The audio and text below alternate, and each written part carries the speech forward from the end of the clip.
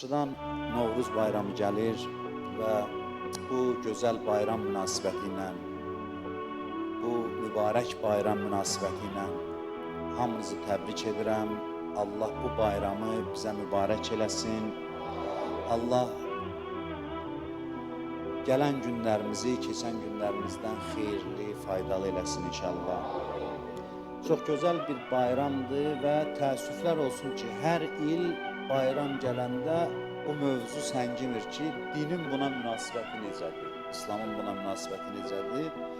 Bir dəstə də radikal insanlar var ki, onlar milli olan, insani olan hər şeyə cihad elan ediblər. Novruzu da bir şirk əlaməti kimi təqdim edirlər, bütpərəstlik əlaməti kimi təqdim ediblər və işlərin güclərini atıb bu kimi ayinlərimizlə, adət-ənənələrimizlə mübarizə aparırlar. Bu barədə mən bugün danışmayacağım. Bu yaxında bir müsahibə də vermişdim. Burada biraz fikir elə bil ki, düzgün anlaşılmamışdı ki, mənim dilimdən belədir ki, Novruz İslam bayramıdır. Novruz İslam bayramı deyil, İslamdan çox-çox qədimlərə aid olan bir bayramdır və orada biz qeyd eləməmişik ki, Peyğəmbər bu bayramı qeyd edirdi. Hədislər var ki, Əhl-i Beytdən, Peyğəmbərdən ki, bu bayrama müsbət yanaşıblar.